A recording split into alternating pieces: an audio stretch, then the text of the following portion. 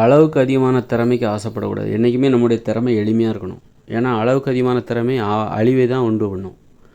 இப்போ மிகப்பெரிய விஞ்ஞானிகள், தொழிற்சாலைகள், பெரிய பெரிய பெரிய தொழில்நுட்ப வல்லுநர்கள் அவங்களாம் என்ன பண்ண பெரிய தொழிற்சாலையை உருவாக்குறாங்க. அந்த தொழிற்சாலை கழிவுகளில் கழிவுகள் ஆற்று நீரில் கலக்குது. அதில் வர கரும்பு வகைகள் வளிமண்டலத்தில் கலக்குது.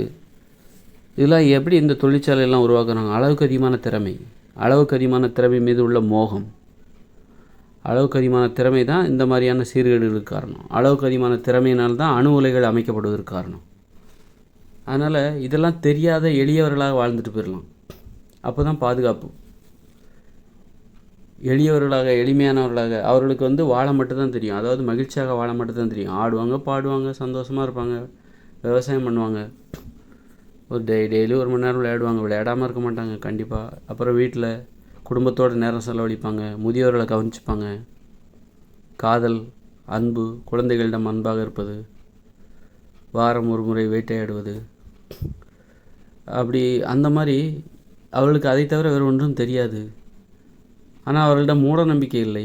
எளியவர்களாக வாழ்ந்தால் மூட நம்பிக்கையாக இருப்பாங்க, அப்படி கிடையாது. அவங்க அறிவுடையவர்களாக இருக்க வாய்ப்பில்லை, அப்படி கிடையாது. அளவுக்கு அதிகமான திறமையுடையவர்கள் தான் அறிவுடையவர்கள் அப்படின்னு நாம் நம்பிட்டுருக்கோம். அளவுக்கு அதிகமான திறமையுடையவர்கள் தான் அந்த அணு உலைகளை அமைத்தார்கள். அவர்கள் அறிவுடையவர்களா? அவர்கள் தான் முட்டாள்கள். அளவுக்கு அதிகமாக போச்சுன்னா எதுவுமே ஆபத்தானது தான். அளவுக்கு மிஞ்சினால் அமிர்தம் நஞ்சுன்ற மாதிரி அறிவு என்பது அமிர்தம் என்றால் அது அளவுக்கு மிஞ்சினால் அது அழிவை தான் ஏற்படுத்தும். அதனால் அளவுக்கு அதிகமான திறமை இருக்குல்ல, அதெல்லாம் அழிவை தான் ஏற்படுத்தும். அளவுக்கு அதிகமான திறமையை வளர்த்துக்கக்கூடாது. இப்போ மக்கள் ஒரு காலத்தில் நல்லா பாட்டு பாடிட்டு இருந்தாங்க, தாலாட்டு, ஒப்பாரி, கதை சொல்லிகிட்டு இருந்தாங்க, ஜாலியாக இருந்தாங்க. அப்புறம் இப்போ பார்த்தா அளவுக்கு அதிகமான திறமையை ஏற்படுத்தி நிறைய பாடகர்கள்லாம் வந்தாங்க. அவங்க அளவுக்கு அதிகமான திறமையுடையவர்கள், இசையமைப்பாளர்லாம் வந்தவுடனே என்னென்னா மக்கள் பாடுறதே நிறுத்திட்டாங்க. ஏன்னா இவங்கெல்லாம் ரொம்ப சூப்பராக பாடுறாங்க. இசையமைப்பாளர்கள், சினிமாவிலாம் பாடகர்கள்லாம் ரொம்ப சூப்பராக பாடுறாங்க. அவங்களுக்கு அளவுக்கு அதிகமான திறமை. அப்போ மக்கள் என்ன பண்ணிட்டாங்க, அவங்களுக்கு எளிமையான திறமை. அப்போ பாடுறதை நிறுத்திட்டாங்க. என்னடா இப்படி பாடுறாங்க, நம்மளாம் அப்படி பாடலையே அப்படின்னு சொல்லிட்டு மக்களுக்கு தாழ்வு மனப்பான்மை வந்துருச்சு. பாடுறதே நிறுத்திட்டாங்க. மக்களிடம் உள்ள அந்த மகிழ்ச்சி போயிடுச்சு. நல்லா கதை பேசுவாங்க, கதை சொன்னாங்க. இன்றைக்கி சினிமா, சீரியல் இதெல்லாம் அளவுக்கு அதிகமான திறமையினால் ஏற்பட்ட கண்டுபிடிப்புகள், வெளிப்பாடுகள். மக்கள் இன்றைக்கி பேசுகிறதே நிறுத்திட்டாங்க. எளிமையாக மக்கள் ஒருத்தருக்கு ஒருத்தர் நல்லா பேசி சந்தோஷமாக இருந்தாங்க. இன்றைக்கி என்னடான்னா அந்த அளவுக்கு அதிகமான திறமை, சினிமா, சீரியல், நாடகம் இதெல்லாம் பார்த்த உடனே மக்கள் அதை பார்த்து பேசுகிறதே மறந்துட்டாங்க, தங்களுக்குள் பேசுவதே மறந்து விட்டார்கள். ஆக அளவுக்கு அதிகமான திறமை என்பது எப்படியெல்லாம் அழிவை ஏற்படுத்துது பாருங்கள். அதனால் மக்கள் எளியவர்களாக இருந்துட்டு போகலாம். எனக்கு இதெல்லாம் தெரியாதுப்பா, எனக்கு எழுத படிக்க தெரியும், ஆனால் எது மூட நம்பிக்கை, எது அறிவுன்னு எங்களுக்கு தெரியும். அந்த அறிவு போதும். அந்த எளிமையாக இருந்தால் அவங்க அறிவு இல்லாதவங்களாக இருப்பாங்க, அறிவு இல்லாதவங்களாக ஆகிடுவாங்க. அளவுக்கு அதிகமான திறமை தான் நமக்கு பாதுகாப்பானது, அதுதான் அறிவுடைமை அப்படின்னு நினச்சிக்காது. அளவுக்கு அதிகமான திறமை என்பது அதுதான் முட்டாள்தனம், மூட நம்பிக்கை.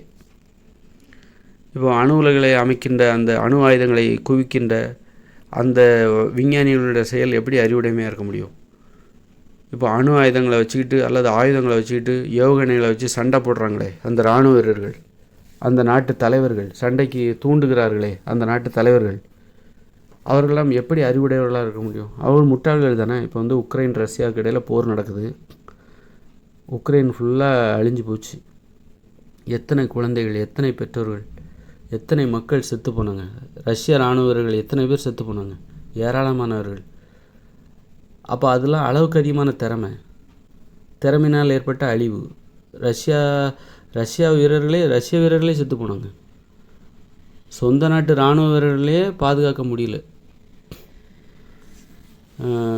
ஒவ்வொரு உயிரும் எவ்வளோ முக்கியம். அவங்களுக்குன்னு ஒரு குடும்பம் இருக்கும், குழந்தைகள் இருக்கும். அந்த குடும்பத்தில் நடக்கிற அந்த சோகம், ஒரு இறப்பினால் ஏற்படுகிற சோகம் அது தேவையில்லாது தானே. இதுக்கெல்லாம் காரணம் என்ன? அளவுக்கு அதிகமான திறமை. அதனால் இந்த திறமையெல்லாம் தெரியாமல் போகிறது தான் நல்லது. இந்த திறமையை கற்றுக்காதீங்க.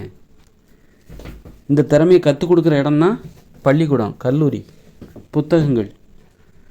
நீங்கள் அணு ஆயுதங்களை தயாரிக்கிற ஆராய்ச்சியாளர்கள், விஞ்ஞானிகள் அவங்க எங்கே படிச்சிருப்பாங்க? பள்ளிக்கூடத்துலேருந்து தானே ஆரம்பிச்சிருப்பாங்க.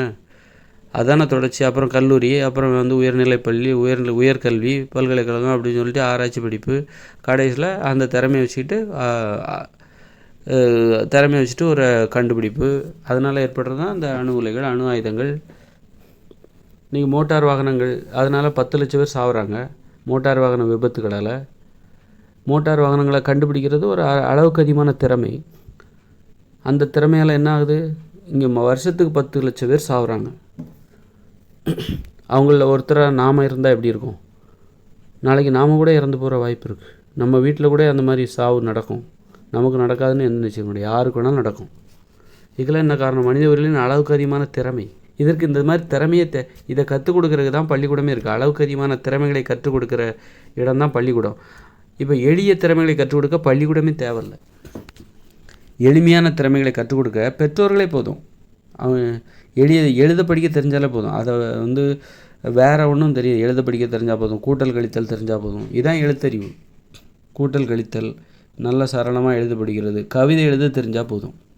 கவிதை எழுதுவதற்கு பெரிய ஆள் இருக்குன்னு தேவையில்லை. பெருசாக நீங்கள் எந்த திறமையும் தேவையில்லை. இயற்கையான முறையில் எப்படி கவிதை எழுதணும், இயற்கை மனித உயிர்களின் கவிதை என்னன்ட்டு அதை கண்டுபிடித்தவன் நான் சொல்கிறேன்.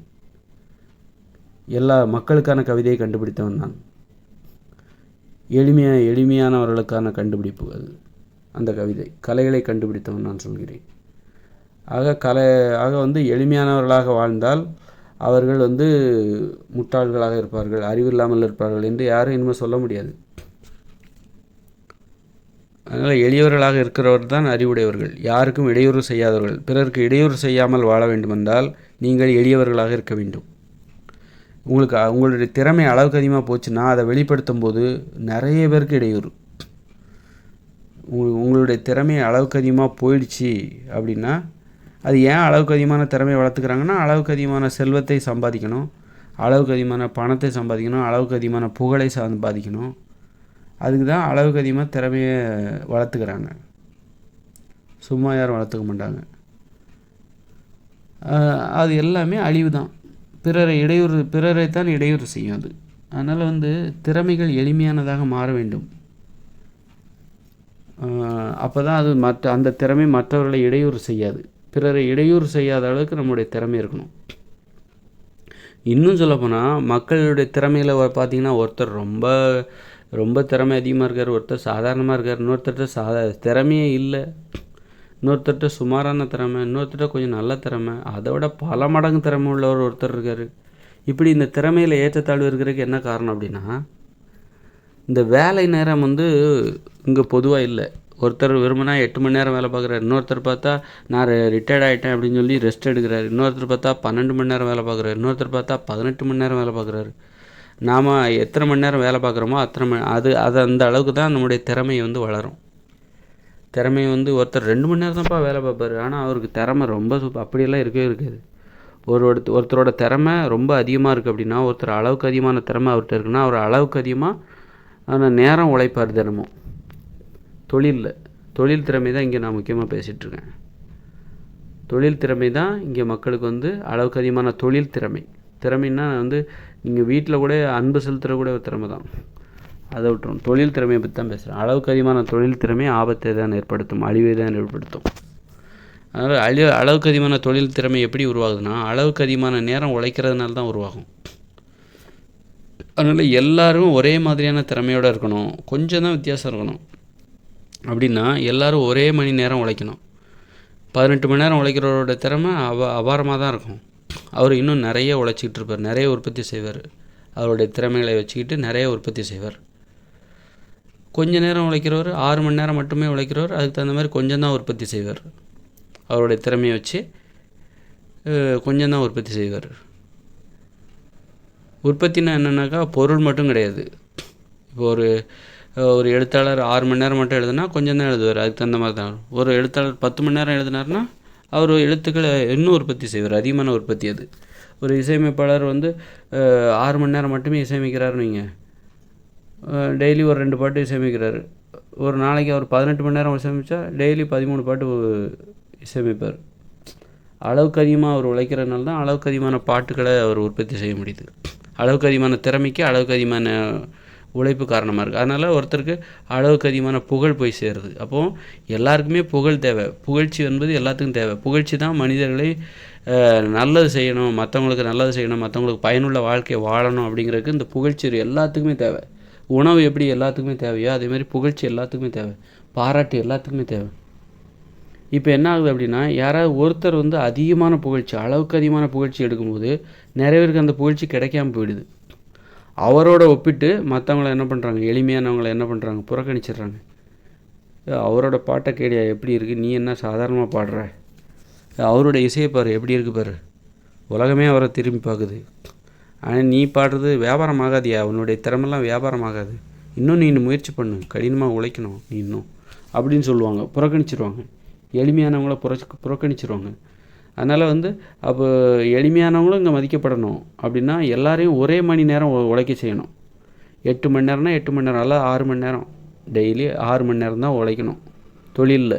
அதுக்கு அதிகமாக யாரையும் உழைக்க விடக்கூடாது. அப்படின்னா என்ன ஆகும்னா எல்லாருடைய திறமையும் ஏறக்குறைய ஒரே மாதிரி தான் இருக்கும், கொஞ்சம் வித்தியாசம் இருக்குமே தவிர அப்போ எல்லாருக்குமே புகழ் கிடைக்கும், எல்லாருக்குமே ஒரே மாதிரியான புகழ் கிடைக்கும். இப்போ ஒருத்தருக்கு உலகம் முழுக்க புகழ் இருக்குது, அவருக்கு உலக அளவிலான புகழ் கிடைக்கும்போது மற்றவங்களுக்கு அந்த அளவு புகழ் கிடைக்காத நிலையில் மற்றவங்களுக்கு தாழ்வு மனப்பான்மை ஏற்படும். ஒருத்தருக்கு தன்னை பற்றி ரொம்ப மிகையாக நினச்சிப்பார், ஏன்னா அவர் உலகம் முழுக்க அவரை புகழ்கிறாங்க. அப்போ அவருக்கே அவர் தன்னை பற்றி ரொம்ப மிகையாக நினச்சிப்பார், நாம் ஒரு அதிசய பிறவி. அப்போ அவரோட ஒப்பிட்டு சாதாரணமாக புகழ் உள்ளவங்க, கொஞ்சம் நேரம் உழைக்கிறவங்க, தினமும் எளிமையாக 6 மணி நேரம் 8 மணி நேரம் உழைக்கிறவங்க, அவங்களுக்கு அதே துறையில் உழைப்பாங்க, அவருக்கு புகழ் அந்த அளவுக்கு கிடைக்காது அவங்களுக்கெல்லாம். அப்போ அவங்களுக்கு அவங்களுக்கு தன்னை பற்றி ஒரு தாழ்வு மனப்பான்மை வரும். ஆக இந்த மாதிரி அதிகமாக ஒருத்தருக்கு புகழ் வரும்போது மற்றவங்களுக்கு அது அதிகமாக புகழ் அடைகிறவங்க ரொம்ப மிகையாக நினச்சிப்பாங்க, ரொம்ப புகழே குறைவாக வர்றவங்களுக்கு இழிவாக நினச்சிப்பாங்க, அல்லது தன்னைத்தானே தாழ்வாக நினச்சிப்பாங்க. இந்த மாதிரி உளவியல் சார்ந்த பிரச்சனைகள்லாம் ஏற்படும். அதனால் செல்வமும் சரி பணமும் சரி அளவோடு தான் சம்பாதிக்கணும். பணத்தை சம்பாதிக்கிறதுக்கு இன்றைக்கி அவங்கவுங்க விருப்பப்பட்டபடி சம்பாதிக்கலாம். நீ 10 மணி நேரம் நீ விருப்பப்பட்டால் 12 மணி நேரம் சம்பாதிக்கலாம், நீ 18 மணி நேரம் உழைச்சி நீ பணத்தை எவ்வளோ வேணாலும் சம்பாதிக்கலாம், 24 மணி நேரமும் நீ உழைக்கலாம். நீ தூங்கினா கூட நீ 4 பேர்த்து வேலை வச்சுக்கிட்டு அவங்க நைட்டு ஷிஃப்ட்டு பார்த்து உழைப்பாங்க, நீ அவங்களுடைய உழைப்பினால் வந்த லாபத்தை எடுத்துகிட்டு போயிடலாம். அந்த மாதிரி இங்கே உழைப்பில் எந்த கட்டுப்பாடு விதிமுறை எல்லாமே இல்லை. அதனால தான் சிலர் அளவுக்கு அதிகமான திறமை, அளவுக்கு அதிகமான பணத்தை சம்பாதிச்சிக்கிட்டே இருக்கிறாங்க. அதனால் எல்லாரையும் இங்கே அளவுக்கு அதிகமான தொழிலாளர்களுக்கு எல்லாத்துக்கும் 10 மணி நேரம் வேலை அல்லது 8 மணி நேரம் வேலை. ஆனால் முதலாளிகளுக்கு அவங்களுக்கு அவங்க தினமும் அதிக நேரம் உழைப்பாங்க, 15 மணி நேரம் 16 மணி நேரம். ஆனால் தொழிலாளர்கள் 10 மணி நேரம் தான் உழைப்பாங்க. ஏன் முதலாளிகளுக்கும் டைம் ஒதுக்கணும். நீனும் இப்போ 8 மணி நேரம் வேலை பார்க்கணும் அல்லது 6 மணி நேரம் தான் வேலை பார்க்கணும் அப்படின்னா முதலாளிகளும் 6 மணி நேரம் தான் வேலை பார்க்கணும். ஏன் நீ மட்டும் 10 மணி நேரம் வேலை பார்க்குற, 16 மணி நேரம் வேலை பார்க்குற, முதலாளி மட்டும் ஏன் 16 மணி நேரம் வேலை பார்க்குற அப்படின்னு கேட்கணும். ஏன்னா நாங்கள்லாம் 8 மணி நேரம் வேலை முடிச்சுட்டு போயிடுறோம், நீ மட்டும் ஏன் 16 மணி நேரத்துக்கு அங்கே உட்காந்து வேலை பார்த்துட்ருக்க அப்படின்னா, ஏன்னா இந்த தொழிலாளர்களின் ஒட்டுமொத்த வருமான உழைப்பினால் வந்த லாபத்தை எடுத்துகிட்டு போகிறவனே அந்த முதலாளி தான். அந்த இதுக்காக தான் அவர் அவ்வளோ நேரம் வேலை பார்க்குறாரு. ஒரு நிறுவனத்தில் 100 தொழிலாளர்கள் இருக்காங்க. தொழிலாளர்கள் எல்லாமே 8 மணி நேரம் வேலை முடிச்சுட்டு வீட்டுக்கு போயிடுவாங்க. ஆனால் அந்த முதலாளி மட்டும் 16 மணி நேரம் வேலை பார்ப்பார், கடுமையாக வேலை பார்ப்பார். ஏன் வேலை பார்ப்பார் அப்படின்னா, அப்போ அவர்கிட்ட கேட்பாங்க, சரி நாங்கள்லாம் 8 மணி நேரம் முடிச்சுட்டு போகிறோமே, நீ மட்டும் ஏன் 16 மணி நேரம் இந்த தொழிற்சாலையிலே உட்காந்து வேலை பார்க்குற, வீட்டுக்கெல்லாம் போக மாட்டியா, உனக்குலாம் வீடுலாம் இல்லையா, ஏன் வேலை பார்க்குற அப்படின்னா, அந்த நிறுவனத்தில் உள்ள 100 தொழிலாளர்களின் உழைப்பினால் வந்த லாபத்தை அந்த முதலாளி தான் எடுத்துகிட்டு போகிறான். அதனால தான் அவ்வளோ கஷ்டப்பட்டு வேலை பார்க்குறாரு. அப்போ முதலாளிகளையும் நாம் தொழிலாளிகள் போல் வேலை செய்யணும், முதலாளிகளையும் பாதுகாக்க வேண்டியிருக்கு. பாவம் அவங்க ஏன் 16 மணி நேரம் வேலை பார்க்கணும், அவங்களும் இந்த தொழிலாளர்கள் மாதிரி 8 மணி நேரம் வேலை பார்த்துட்டு போட்டுமே, அவங்களுக்கும் குடும்பம் இருக்குல்ல, அவங்களுக்கும் ஆசை பாசை எல்லாமே இருக்குல்ல, மகிழ்ச்சியாக வாழணுமா இல்லையா, அவங்கள மட்டும் ஏன் கஷ்டப்படுத்தணும் அப்படின்னு. அப்படின்னா அதுக்கு நம்ம என்ன பண்ணணும் அப்படின்னா, இந்த உழைப்பின் அந்த ஒரு நிறுவனத்தின் லாபத்தில் தொழிலாளர்களுக்கு பங்கு கொடுக்கணும், அப்படின்னா என்ன பண்ணுன்னா, முதலாளி மட்டும் ஏன் அந்த லாபத்தை எடுத்துகிட்டு போகிறாருன்னா, அவர் தான் அந்த முதலீடு செய்கிறார். அதுதான் அவர் காரணமாக சொல்கிறார். நான் ஏன் எடுத்துகிட்டு போகிறேன், உங்கள் உழைப்பினால் வந்த லாபத்தை நான் மட்டும் ஏன் எடுத்துகிட்டு போகிறேன்னா, நான் தான் இந்த நிறுவனத்தின் முதலீட்டாளர். இந்த நிறுவனத்தை உருவாக்குவதற்கு நான் தான் முதலீடு செஞ்சேன். அதனால் நான் தான் இதெல்லாம் எடுத்துகிட்டு போவேன். இந்த லாபம்லாம் எனக்கு தான் சொந்தம் அப்படின்னு சொல்கிறாரு. அப்போ அந்த தொழிலாளர்களால் வேறு எதுவும் சொல்ல முடியல. ஆமாம்ல அப்படின்னு சொல்லிட்டு, அப்போ நம்மளும் தொழிலாளர்கள் அப்போ என்ன நினைக்கிறாங்கன்னா, என்ன சொல்லியிருக்கணும் அப்படின்னா, அப்போ நாங்களும் முதலீடு பண்ணுவோம், எங்களுக்கும் ஒரு பங்கு கொடுங்க, அப்போ எங்களுக்கும் அந்த லாபம் கிடைக்கும்ல அப்படின்னு சொல்லியிருக்கணும். ஆனால் அந்த தொழிலாளர்கள் என்ன நினைக்கிறாங்கன்னா, ஆமாம்ல இந்த முதலாளி சொல்கிறதுல நியாயம்தான், அவர் முதலீடு போடுறாரு, அதனால இந்த லாபத்தை எடுத்துகிட்டு போகிறாரு, நம்ம உழைப்பினால் வந்த லாபத்தை அவர் எடுத்துகிட்டு போகிறாரு, அப்போ நம்மளும் முதலாளி ஆகிடணும் அப்படின்னு நினைக்கிறான். எப்படி பாருங்கள். அப்போ அந்த தொழிலாளர்கள் என்ன நினச்சிருக்கணும்னா, நாமளும் அந்த நிறுவனத்தின் முதலீட்டில் பங்கெடுத்துக்கிட்டால் நமக்கும் அந்த லாபம் கிடைக்கும்ல அப்படி நினைக்கிறதுக்கு பதிலாக அந்த தொழிலாளர்கள் என்ன நினைக்கிறாங்கன்னா, நாமளும் இந்த மாதிரி முதலாளி ஆகணும், முதலாளியாகி அந்த மாதிரி ஒரு நிறுவனத்தின் முதலாளியாகி ஒரு நிறுவனத்தை ஆரம்பித்து அந்த நிறுவனத்தின் முதலாளியாகியும் அந்த நிறுவனத்தின் முதலீட்டில் ஒட்டுமொத்த பங்கையும் நாம் போட்டு அந்த நிறுவனத்தில் வேலை பார்க்குற அனைத்து தொழிலாளர்கள் லாபத்தை நாமளே தனியாக எடுத்துகிட்டு போயிடணும், அப்போ தான் நம்மளால் பணக்காரராக முடியும்னு நினைக்கிறாங்க. அதுதான் தப்பு. ஒரு நிறுவனத்தில் வேலை பார்க்குற அனைத்து தொழிலாளர்களுக்கும் அவங்களுக்கு திறமைக்கும் கல்வி தகுதிக்கும் அடிப்படையில் அவங்களுடைய முதலீட்டில் அவங்களுக்கு ஒரு பங்கு கொடுக்கணும். பங்கு கொடுத்து அந்த நிறுவனத்தின் லாபத்திலும் அந்த தொழிலாளர்களின் கல்வி தகுதி மற்றும் திறமை அடிப்படையாக கொண்டு அவங்களுக்கும் ஒரு லாபத்தில் பங்கு கொடுக்கணும். அப்போ அந்த தொழிலாளர்களின் வாழ்க்கை தரம் உயர்ந்துற போது பொருளாதாரம் உயர்ந்துடும். நீங்கள் பார்த்தீங்கன்னா முதலாளி நல்லா வசதியாக இருக்கிறார். அந்த முதலாளி வசதியாக இருக்கிறாரு. முதலாளிய வசதிக்கு காரணமே தொழிலாளிகள் தான். ஆனால் அந்த தொழிலாளிகள்லாம் வறுமையில் இருக்காங்க. அவங்களுடைய வாழ்க்கை தரம் உயரவே இல்லை. அவங்களால நல்ல உணவு சாப்பிட முடியல, நல்ல மருத்துவம் செய்து கொள்ள முடியல, நல்ல இருப்பிடத்தில் வசிக்க முடியல, வாடகை வீட்டில் தான் இருக்காங்க. ஆனால் இவர்களது உழைப்பினால் வந்த முதலாளி என்ன பண்ணுறாரு, அந்த லாபத்தில் அந்த அனைத்து தொழிலாளர்களின் உழைப்பினால் வந்த லாபத்தை அவர் எடுத்துகிட்டு போய்ட்டுறாரு. ஏன்னா அவர் முதலீடு போட்டு வரான். அதனால் அளவுக்கு அதிகமான நேரம் உழைக்க அனுமதிக்கக்கூடாது. அப்படின்னா என்ன பண்ணணும் அப்படின்னா, ஒரு முதலாளி ஒரு நிறுவனத்தின் முதலீட்டில் ஒட்டுமொத்த பங்கையும் கொடுக்க அனுமதிக்கக்கூடாது. நீ இவ்வளோ தான், உன்னுடைய பங்கு இவ்வளோ தான். அப்போ மீதம் உள்ள தொழிலாளர்கள் மீது அத்தனை பேருக்கும் முதலீட்டில் பங்கு கொடுக்கணும். கட்டாயப்படுத்தினா தான் அந்த லாபத்தில் பங்கு பெறுவதற்கான உரிமை அந்த தொழிலாளர்களுக்கு வரும். அதனால் அளவுக்கு அதிகமான நேரம் உழைக்க அனுமதிக்கிறது ரொம்ப தப்பு. அதுதான் முதலாளித்துவத்திற்கு வழிவகுக்கிறது. முதலாளித்துவ சர்வாதிகாரத்திற்கு அதுதான் வழி ஏற்படுத்துகிறது. அதனால் அளவுக்கு அதிகமான நேரம் உழைக்கிறது யாரோட வேலைன்னா அந்த முதலாளிகளோட வேலை. ஏன் வேலை செய்கிறாங்கன்னா சுரண்டுறதுக்கு தான். மற்றவங்களோட அந்த தொழிலாளர்களுடைய உழைப்பினால் வந்த லாப பணத்தை சுரண்டுறதுக்கு தான் இவன் அளவுக்கு அதிகமான நேரம் வேலை பார்த்துட்ருக்கான். அதனால் அவனுடைய திறமையும் அளவுக்கு அதிகமாக போகுது, அவனுக்கு பணமும் அதிகமாக கிடைக்குது. அதனால் அந்த தொழிலாளர்களோட இவன் திறமையானவனாகவும் இருக்கிறான். அதனால் அந்த தொழிலாளர்களை கட்டுப்படுத்துகிற திறனும் இவனுக்கு வந்துடுது. தொழிலாளரோட மனப்பாங்கு எப்படி இருக்கும், திறமை எப்படி இருக்கும், அதையெல்லாம் தாண்டி அந்த முதலாளிக்கு ஒரு திறமை இருக்குது. காரணம் அவர் நிறைய நேரம் உழைக்கிறான். நிறைய நேரம் உழைக்கிறதுக்கு காரணம் என்னென்ன, அந்த நிறுவனத்தின் முதலீட்டு முழுவதும் இவங்ககிட்ட தான் இருக்குது, இவன் தான் போட்டிருக்கான். அதனால் அந்த லாபத்தை எல்லாத்தையும் எடுத்துக்கலாம். அதனால தான் அவன் அதிக நேரம் உழைக்கிறான். அதனால் யாரையும் அளவுக்கு அதிகமான நேரம் உழைக்க வைக்கக்கூடாது. அளவுக்கு அதிகமான திறமையும் யாரும் வளர்த்துக்கூடாது. எல்லாருக்கும் ஒரே மாதிரியான திறமை அப்படின்னா எல்லாரையும் ஒரே மாதிரி நேரம் தான் உழைக்க சொல்லணும்.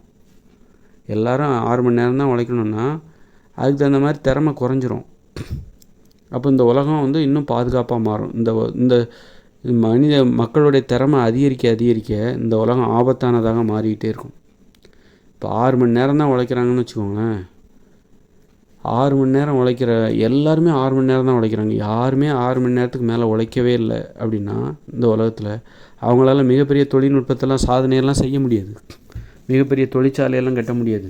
இன்றைக்கி மொபைல் ஃபோன், அப்புறம் இந்த மாதிரி டிவி, ஸ்மார்ட் டிவி இதெல்லாம் நம்ம பார்க்குறோம்ல, ஓடிடி, அப்புறம் சினிமா, திரைப்படம், நிறைய தொழில்நுட்ப வசதி, அப்படி நிறைய பார்க்குறதெல்லாம் காரணமே அந்த அளவுக்கு அதிகமான நேரம் உழைக்கிறதுனால தான். அப்போ நல்லது தானேன்னு நீங்கள் சொல்லலாம். தொழில்துறையில் தான் நிறைய மாற்றம் நடக்குது. அதனால் அளவுக்கு கொஞ்சம் நேரம் நம்ம உழைச்சோம், 6 மணி நேரம் உழைச்சா இந்த அளவுக்கு திறமை வளராது. திறமை வளரணுன்னா அளவுக்கு அதிக மணி நேரம் உழைக்கணும். ஆனால் அளவுக்கு அதிகமான திறமை அழிவுக்கு தான் ஏற்படுத்தும். ஒரு சைடில் நமக்கு நல்லா தான் தெரியும். இதெல்லாம் எல்லாமே பார்த்திங்கன்னா கூட்டி கழித்து பார்த்தா கடைசியில் அழிவு தான் மிச்சமாகும். அளவுக்கு அதிகமான திறமை என்பது அதனால் கடந்த காலங்களில் திறமை அளவோடு இருந்தது. ஒரு 50 வருஷத்துக்கு முன்னாடி, 100 வருஷத்துக்கு முன்னாடி மக்களோட திறமை அளவோடு இருந்தது. அதனால் மக்கள் மகிழ்ச்சியாக வாழ்ந்தாங்க. அன்றைக்கி ஏன் மகிழ்ச்சியாக வாழ்ந்தாங்க? அவங்க திறமை அளவோடு இருந்தது. அவங்களோட திறமை என்ன? விவசாயம் செய்கிறது. அவங்களால தொழிற்சாலைகளில் பெரிய படிப்பெல்லாம் அவங்க படிக்கலை. அவங்க திறமை அளவோடு இருந்தது. அதனால் மக்கள் மகிழ்ச்சியாக இருந்தாங்க. அன்றைக்கி குடும்பத்தில் எல்லாம் மகிழ்ச்சி இருந்தது. அதனால் அதுலேயும் மூட நம்பிக்கைலாம் இருந்தது. சாதி அடிப்படையில் மூட நம்பிக்கைகள்லாம் இருந்தது. நம்ம அதை விட முன்னாடி போவோம். ஒரு 3000 வருஷத்துக்கு முன்னாடி போவோம். உலோகங்கள் கண்டுபிடிக்கப்படாத காலகட்டங்களுக்கு நம்ம போவோம். அங்கே பார்த்திங்கன்னா மக்களுக்கு அவங்களுக்கு திறமை ரொம்ப இயல்பாக இருந்தது, எளிமையாக இருந்தது, ரொம்ப எளிமை. ஏன்னா அவங்களுக்கு அவங்ககிட்ட உலோகங்களே இல்லை, உலோகங்களாலான கருவிகளே இல்லை, உலோகங்களே கண்டுபிடிக்கப்படவில்லை. அப்போ அவங்களுடைய திறமை ரொம்ப எளிமையாக இருந்தது. அவங்களால ஒரு மரத்தை கூட வெட்ட முடியாது. ஏன்னா மரத்தை வெட்டுவதற்கு உங்களுக்கு உலோகங்களாலான அருவா வேணும், கருவிகள் வேணும். ஒரு மரத்தை கூட வெட்ட முடியாது. இயற்கையை டிஸ்டர்ப் பண்ணவே முடியாது. இயற்கையோடு இயற்கையாக வாழ்ந்துகிட்டு இருந்தாங்க. மரங்களை நட முடியும், விதைகளை ஊனி மரங்களை வளர்க்க முடியுமே தவிர வளர்த்த மரத்தை வெட்டுவது கஷ்டம், பிடுங்கி எறிவது கஷ்டம். ஏன்னா பிடுங்கி எறியணும்னா உங்களுக்கு அந்த மரத்தையும் வேரை சுற்றி வேர்பகுதியை சுற்றி குழி தோண்டணும், கஷ்டப்பட்டால் தான் அதுக்கு கடப்பாறை வேணும். அங்கே தான் உலோகங்களே இல்லையா, அப்போ கடப்பாறை எப்படி உங்களுக்கு கிடைக்கும்? அப்போது அந்த மக்களால் அவங்களுக்கு திறமையே இருக்குது, அளவுக்கு அதிகமான திறமையே இருக்குது. அவங்க திறமை என்ன தெரியுமா? எளிமையாக வாழ்வது, மகிழ்ச்சியாக இருப்பது தவிர அவங்களுக்கு வேறு எதுவுமே தெரியாது. எப்போ உலோகங்கள் கண்டுபிடிக்கப்பட்டதோ அப்போ தான் மனித திறமை அளவுக்கு அதிகமாக மாறிச்சு. உலோகங்கள் கண்டுபிடிச்சாங்க, உலோகங்களாலான அரிவாள் கண்டுபிடிச்சாங்க, கடப்பாறை கண்டுபிடிச்சாங்க, சுத்தியல் கண்டுபிடிச்சாங்க, உளி கண்டுபிடிச்சாங்க, கத்தி கண்டுபிடிச்சாங்க. கத்தி கண்டுபிடிக்கும் போது தான் கத்தியை வச்சு குத்தி கொலைகள்லாம் நடந்தது. போர் நடைபெற்றதுக்கே உலோகங்கள் கண்டுபிடிக்கப்பட்டது தான் காரணம். போர் ஏன் நடைபெற்றது? போர் செய்யணுங்கிற அந்த கொலைவெறி ஏன் வந்தது? அதுக்கு உலோகங்கள் தான் காரணம். கத்தியை பார்த்தோன்னே, கத்தியை கண்டுபிடிச்சோன்னே அதை ஒருத்தருக்கு கத்தியை வச்சு ஏதாவது ஒன்று செய்யணும்னு தோணுச்சு. நல்லது, ஏதாவது கத்தியை வச்சு ஒரு காய்கறியை நறுக்கணும்னு தோணுச்சு. இன்னொருத்தனுக்கு கத்தியை பார்த்தோன்னே ஒரு கொலைகாரன் பார்த்தான் கத்தியை, இல்லது இன்னொருத்தர் பார்த்தார் கத்தியை. இந்த கத்தியை வச்சு யாரையா குத்துனா எப்படி இருக்கும்? ஆக ஒரு கத்தி ஒவ்வொருத்தருக்கும் அவங்கவுங்க மனநிலை தகுந்த மாதிரி ஒரு எண்ணத்தை உருவாக்குது, ஆசையை உருவாக்குது, செயல்களை வெளிப்படுத்துது. அது மாதிரி போர்கள் ஏன் உருவாச்சு அப்படின்னா உலோகங்கள் கண்டுபிடிக்கப்பட்டதால் தான். உலோகங்களே கண்டுபிடிக்கப்படவில்லை, அது பூமிக்கு அடியிலே இருக்குது. யாரும் இந்த இரும்பு செம்பு எதையும் கண்டுபிடிக்கலைன்னா போரே நடந்திருக்காது. மக்கள் எளிமையான திறமையோடு வாழ்ந்திருப்பார்கள். அவர்களுக்கு ஒரு மரத்தை வெட்டுவது கூட கடினம், ஒரு பாறையை உடைக்க முடியாது, இந்த கோயிலை கட்ட முடியாது. அப்படியே இருந்துட்டு போகலாம், அந்த எளிமையான திறமையோடே இருந்திருக்கலாம். எதுக்கு இந்த அழிவுகள்? ஏகப்பட்ட அழிவுகள். இன்றைக்கி நம்மளால் மகிழ்ச்சியாக வாழ முடியல. காங்கிரீட் கட்டிடத்தில் இருக்கிறோம், டூ வீலரில் போகிறோம், விமானத்தில் இன்னொரு நாட்டுக்கு போகிறோம். ஆனால் மகிழ்ச்சியாக இருக்கோமா? பக்கத்தில் இருக்கிறவங்ககிட்ட பேச மாட்டேங்கிறோம், மகிழ்ச்சியாகவே இல்லை. நம்ம இந்த அளவுக்கு அதிகமான திறமை நம்மளை தனிமைப்படுத்தி விட்டது, பிறரோடு பேசுவதை தவிர்க்கும்படி செய்து விட்டது. அளவுக்கு அதிகமான திறமை எல்லாமே நம்மளை தனிமைப்படுத்தி விடும். அப்புறம் மகிழ்ச்சியாக வாழ விடாது. அது மகிழ்ச்சிக்கு உதவாது, அழிவை தான் ஏற்படுத்தும். அளவுக்கு அதிகமான திறமை அனைத்தும் அழிவை தான் ஏற்படுத்தும். அளவுக்கு அதிகமான திறமையை கற்றுக் கொடுக்குற இடம் தான் பள்ளிக்கூடம், கல்லூரி. அதுக்கு தான் பள்ளிகள், கல்லூரிகள் உருவாக்கப்பட்டது. அளவான திறமை தான் வேணும் அப்படின்னா அதுக்கு பள்ளிக்கூடமே தேவையில்ல. அம்மா அப்பா சொந்தக்காரங்களே குழந்தைகளுக்கு சொல்லிக் கொடுப்பாங்க, பார்த்தே கற்றுக்கலாம். ஒரு திறமை, மனித திறமைங்கிறது எப்படி இருக்கணும்னா, பிறரை இடையூறு செய்யாத திறமை எப்படிப்பட்டது இருக்கணும்னா அதுக்கு ஒரு வரையறை இருக்குது. ஒருத்தருடைய திறமை பிறரை இடையூறு செய்யக்கூடாது. இப்போ ஒரு விஞ்ஞானி இருக்கார், அவருக்கு ஒரு திறமை இருக்குது. அவருடைய திறமை அணுகுண்டை கண்டுபிடிக்கிறது, அணு உலை அமைக்கிறது, அணு ஆயுதங்களை தயாரிப்பது. அந்த திறமை எத்தனை உயிர்களை கொல்வதற்கு காரணமாக இருக்குது பாருங்கள், போருக்கே காரணமாக இருக்குது. அதனால் ஒருத்தரோட திறமை இன்னொருத்தரை இடையூறு செய்யவே கூடாது. அப்படின்னா அந்த திறமை எப்படி இருக்கணும்னா பார்த்த மாத்திரத்தில் கற்றுக்கொள்ளக்கூடியதாக இருக்கணும். ஒருத்தர் அந்த அளவுக்கு எளிதாக, அதுதான் மனித திறமை. நீ போய் கற்றுக் கொடுக்கக்கூடாது, இப்படி பண்ணணும் அப்படி பண்ணணும், இது ஃபஸ்ட்டு ஸ்டெப்பு, செகண்ட் ஸ்டெப்பு, அப்புறம் போய் ப்ராக்டிஸ் பண்ணு, அப்படி எதுவுமே பார்த்த மாத்திரத்திலே ஒன்றை கற்றுக்கிற மாதிரி இருக்கணும். அந்த அளவுக்கு எளிய திறமைகள் தான் பிறரை இடையூறு செய்யாது. நீங்கள் போய் ஒருத்தருக்கு கற்றுக் கொடுக்காதீங்க, பார்த்தாலே கற்றுக்கணும். ஒரு அம்மாவோ அப்பாவோ தன் பிள்ளைகளுக்கு கற்றுக் கொடுக்காதீர்கள். எப்படி கற்றுக் கொடுக்கணுன்னாக்கா, நீங்கள் இதை செய்யுங்க, அதை பார்த்தே கற்றுக்கணும். அந்த குழந்தைங்க அந்த அளவுக்கு எளிதாக இருக்கணும். எளிதான விஷயங்களை தான் பார்த்த உடனே கற்றுக்க முடியும். ஆனால் இன்றைக்கி என்ன பரீட்சை வைக்கிறாங்க, டெஸ்ட் வைக்கிறாங்க. ஏன்னா அது அவ்வளோ எளிதான திறமை கிடையாது. அதுக்கு டெஸ்ட் வச்சு, தேர்வு வச்சு, பயிற்சி கொடுத்து, ஃபஸ்ட் ஸ்டாண்டர்ட், செகண்ட் ஸ்டாண்டர்ட், அப்படி 3ஆம் வகுப்பு, 4ஆம் வகுப்பு, 5ஆம் வகுப்பு, முழுவாண்டு தேர்வு, காலாண்டு தேர்வு, தேர்ச்சி வச்சு, போட்டி வச்சு, பரிசு கொடுத்து, அவங்களுக்கு ஆசையை ஏற்படுத்தி, அப்படி தான் அந்த திறமைகள் அளவுக்கு அதிகமான திறமை வளர்க்கப்படுகிறது. பார்த்த மாத்திரத்தில் இதை கற்றுக்க முடியாது. ஒரு ஒரு மோட்டார் வாகனத்தை ஓட்டுவது, நம்ம டிரைவரை பார்த்துக்கிட்டே இருக்கோம். நீங்கள் அதை பார்த்த மாத்திரத்தில் ஓட்டிடுவீங்களா? ஒருத்தர் நீங்கள் பஸ்ஸில் போகிறீங்க, அங்கே டிரைவர் வண்டி ஓட்டுறாரு, அதை பார்த்துக்கிட்டே இருங்க. ஒரு நாள் பாருங்கள், 2 நாள் பாருங்கள், 3 நாள் பாருங்கள். பார்த்துக்கிட்டே இருந்தால் கற்றுக்க முடியுமா? ஒரு நிமிஷத்தில் பார்த்த உடனே கற்றுக்கணும். ஆனால் அவர் வண்டி ஓட்டுறாரு அப்படின்னா அதை பார்த்த உடனே கற்றுக்க முடியுமா? முடியாது. பழகணும், பயிற்சி எடுக்கணும், நிறைய விபத்துகளை சந்திக்கணும், தோல்வி அடையணும். கடைசியில் நீங்கள் வண்டி ஓட்ட கற்றுக்கிறதுக்கு ஒரு வருஷம் ஆகும், 2 வருஷம் ஆகும். அனுபவத்தால் நீங்கள் தேர்ச்சி அடைவீர்கள். 2-3 வருஷ அனுபவத்தில் தான் நீங்கள் 2-3 வருஷ அனுபவத்தில் தான் நீங்கள் அந்த வண்டி ஓட்டவே கற்றுப்பீங்க. அது அவ்வளோ கஷ்டம். படிப்பு 10ஆம் வகுப்பு வரைக்காவது படிச்சிருக்கணும். இப்படி நிறைய கல்வி அறிவு தேவை. அப்படி தான் அதெல்லாம் ரொம்ப கடினமானது, அளவுக்கு அதிகமான திறமை. அதெல்லாம் அந்த திறமையை கற்றுக்கிறனால தான் அப்புறம் வண்டி ஓட்டுற திறமையை கற்றுக்குறாங்களா, அப்படி கற்றுக்கிறனால தான் மோட்டார் வாகன விபத்துகளே ஏற்படுது. நிறைய பேர் விபத்து இல்லாமல் ஓட்டுறாங்க, ஆனால் விபத்துகள் ஏற்படுதில்ல. அதில் ஒரு 10 லட்சம் பேர் சாகுறாங்கல்ல வருஷம் முழுக்க. அப்போ கார் ஓட்டுறது, பஸ் ஓட்டுறது, லாரி ஓட்டுறதுலாம் அளவுக்கு அதிகமான திறமை. அதனால் ஏற்படுகிற விபத்துகளில் 10 லட்சம் பேர் சாகுறாங்க வருஷம் முழுக்க. அதனால் அளவுக்கு அதிகமான திறமை எல்லாமே அழிவை தான் ஏற்படுத்தும். அது அவ்வளோ அளவுக்கு அதிகமான திறமையை நம்ம அதை கையாளுறது, அந்த திறமையை வெளிப்படுத்துகிறதே ரொம்ப கடினமான விஷயம். அதனால தான் அது நிறைய பயிற்சி எடுக்கிறாங்க. அதில் விபத்து எதுவும் ஏற்படக்கூடாது அப்படின்னு பயிற்சி எடுக்கிறாங்க. அவ்வளோ பயிற்சி எடுத்தும் விபத்து ஏற்பட்டுரும். அதனால் எளிமையாக இருந்துட்டு போகலாம். மனிதர்கள் எப்போ பிறருக்கு இடையூறு இல்லாமல் வாழ்வாங்க அப்படின்னா, எளிமையாக இருக்கணும். அவங்க திறமை எளிமையாக இருக்கணும். அவர்களால் அப்போ எளிமையானவங்க யாருன்னா, அவங்களுக்கு ஒரு இன்னொருத்தர் கீழே ஒருத்தர் தொழிலில் போயிட்டு நீ அதை செய் இதை செய்யினாலே அவங்களுக்கு அது பிடிக்காது. அவங்க தான் எளிமையானவங்க. நானே உழைச்சிக்கிறேன், நானே இதை என் வயலில் நான் தன்னந்தனியாக உழைச்சிக்கிறேன், எனக்கு தேவையான உணவை நானே உற்பத்தி செஞ்சுக்கிறேன், என்னெல்லாம் வேலை வாங்காதீங்க, அது மாதிரி நானும் யாரையும் வேலை வாங்க மாட்டேன், அப்படி சொல்கிறவங்க தான் எளிமையானவங்க. தொழிலில் நீங்கள் யாரையும் வேலை வாங்க விரும்பக்கூடாது, உங்களையும் யாரும் வேலை வாங்க அனுமதிக்கக்கூடாது. ஏன்னா அடிமைத்தனத்தால் தான் அளவுக்கு அதிகமான திறமையே வளர்க்கப்படுகிறது. அடிமைத்தனம் என்பது அளவுக்கு அதிகமான திறமையின் வெளிப்பாடு. இன்னொருத்தருக்கு நீங்கள் அடிமையாக இருக்கிறதே ஒருத்தர்கிட்ட, அது அளவுக்கு அதிகமான திறமை. அளவுக்கு அதிகமான திறமை இருந்தால் தான் இன்னொருத்தர் கீழேருந்து வேலை பார்க்க முடியும். அதனால் ஒரு மற்றவங்களுக்கு இடையூறு இல்லாமல் நம்ம வாழணும். அந்த அடிமைத்தனத்தினால்தான் நம்ம இன்றைக்கி நிறைய வளர்ச்சிலாம் எப்படி வந்தது? தொழிற்சாலைகள், கட்டடங்கள், நிறைய கண்டுபிடிப்புகள், இது எல்லாமே இன்னொருத்தர் கீழேருந்து வேலை பார்த்து அடிமைத்தனத்தினால் உருவான வளர்ச்சி இது. இந்த இயந்திர அறிவியல் உலகமே அடிமைத்தனத்தால் உருவானது.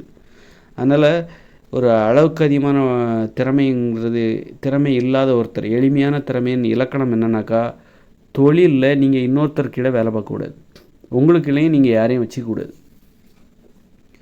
அப்படிப்பட்டவர்கள் அவர்களுடைய திறமை எளிமையாக தான் இருக்கும். எளிமையானவர்களுடைய திறமை இதுதான். இன்னொருத்தர் கீழே வேலை பார்க்கக்கூடாது, தனக்கு கீழே யாரையும் வச்சுக்கக்கூடாது, தன்னந்தனியாக வேலை பார்க்கணும். அப்புறம் வேலை செய்கிற நேரமும் குறைவாக இருக்கணும். அதுக்காக ஒத்தையில் வேலை பார்த்துட்டு ரொம்ப நேரம் வேலை பார்க்கக்கூடாது. வேலை செய்கிற நேரமும் குறைவாக இருக்கணும். 3 மணி நேரம் தான் வேலை பார்க்கணும். விவசாய தொழில் செய்ய வேண்டிய தொழில் விவசாயம், வேறு எந்த தொழிலையும் செய்யக்கூடாது. விவசாய தொழிலில் தினமும் 3 மணி நேரம் வேலை பார்த்தாலே போதும், யாரு கீழே இருக்கக்கூடாது. அப்போது அதிக நேரமும் அவர் தொழில் செய்யலை, தனக்கு கீழே யாரையும் வச்சுக்கல. இப்போ நிறைய பேரை வச்சுக்கும்போது திறமை அதிகரிக்கும். தனக்கு கீழே 2-3 பேரை வச்சு வேலை பார்க்கும்போது உற்பத்தி அதிகரிக்கும், திறமை அதிகரிக்கும். அதனால் அளவுக்கு அதிகமான திறமை என்றைக்குமே அழிவை தான் தரும். அளவான திறமை வச்சுங்க, மனித உயிர்கள் மனித தன்மையோடு வாழ்வார்கள்.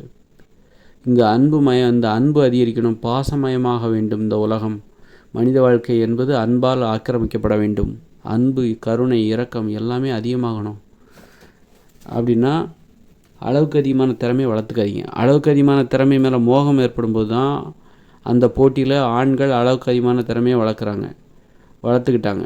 பெண்கள் அந்த போட்டியில் பின்தங்கிடுறாங்க. உடனே பெண்களை அடிமைப்படுத்த ஆரம்பிச்சிடுறாங்க. பெண்கள் ஆண்களோடு ஒப்பிடும் பொழுது பெண்கள் தாழ்வானவர்கள், ஆண்களை காட்டிலும் பெண்கள் தாழ்வானவர்கள் அப்படிங்கிற ஒரு கருத்து ஏன் வந்தது அப்படின்னா, அளவுக்கு அதிகமான திறமையை வளர்த்துக்கிறதுக்காக போட்டி போடுறதுனால தான். அளவுக்கு அதிகமான திறமையை வளர்த்துக்கிறது தான் வெற்றி, அப்போ தான் வெற்றி அடைய முடியும் அப்படின்னு சொல்லிட்டு போட்டி போடும்போது ஆண்கள் அந்த போட்டியில் பெண்களை காட்டிலும் பல மடங்கு முன்னணியில் சென்று விடுகிறார்கள். தொழில் திறமை, அளவுக்கு அதிகமான தொழில் திறமை, அதில் ஆண்கள் ஜெயிச்சிட்றாங்க. படிப்பில் பெண்கள் கொஞ்சம் முன்னாடி வர்ற மாதிரி இருந்தாலும் ஆண்கள் தொழிலில் முன்னாடி போயிடுறாங்க. தொழிலில் வேலைன்னு வரும்போது அவன் பல மடங்கு முன்னாடி போயிடுறான். அப்போது என்னாவது பெண்களை விட அளவுக்கு அதிகமான திறமையுடையவர்களாக ஆண்கள் மாறிடுறாங்க. அப்போது ஆண்களோடு பெண்கள் ஒப்பிடப்படும் பொழுது, அளவுக்கு அதிகமான திறமையுடைய ஆண்களோடு பெண்கள் ஒப்பிடப்படும் பொழுது, பெண்கள் அளவுக்கு அதிகமான திறமை ஆண்களுக்கு இணையாக அவங்களுக்கு இல்லை, ஆண்களை விட திறமை குறைவாக இருக்கிறாங்க. அதனால் அவங்க வாழ்க்கை தாழ்ந்த நிலைக்கு போயிடுது. ஆண்களை விட தாழ்ந்தவர்கள், குறைவானவர்கள், திறமை குறைவானவர்கள் அப்படிங்கிற மதிப்பீட்டுக்கு பெண்கள் வராங்க. அதனால் திறமை அளவோடு இருக்கணும். அளவோடு இருக்கணுன்னாக்கா பிறரை வேலை வாங்கக்கூடாது, பிறருக்கிட வேலை செய்யக்கூடாது. அது ஒன்று. குறைவான நேரம் தான் வேலை பார்க்கணும். விவசாயத்தை மட்டும்தான் வேலையை செய்யணும், வேறு எந்த தொழிலும் வேலை செய்யக்கூடாது. இது இயற்கையோடு இணைந்த மனித வாழ்க்கையில் 2040 பிறகு நம்ம போகிறோம்ல, அங்கே போயிட்டாலே ஆட்டோமேட்டிக்காக மனித திறமை குறைஞ்சிரும், எளிமையானதாக மாறிவிடும். அங்கே யாரும் இன்னொருத்தருக்கிட வேலை பார்க்க மாட்டாங்க. ஒவ்வொருத்தருக்கும் 2 ஏக்கர் நிலம், 8 வயசுக்கு மேலே ஆயிடுச்சுன்னா அவங்களுக்கு தனியாக கொடுத்துருவாங்க. நீ உன்னுடைய நிலத்தில் நீ உழை, நீ யாரையும் அடிமைப்படுத்த முடியாது, யாரையும் கூலிக்கு வேலை வாங்க முடியாது. ஏன்னா பணங்கிற நடைமுறையும் இல்லை. கூலியை நீ என்ன கொடுப்ப? உணவெல்லாம் கொடுக்கக்கூடாது. பண்டமாற்று முறையே அங்கே கிடையாது. பகிர்ந்து உண்ணலாம். உன்னுடைய நிலத்தில் யாரையும் நீ கூலிக்கு வேலைக்கு வைக்க முடியாது. உன் நிலத்தில் நீ மட்டும்தான் உழைக்கணும்.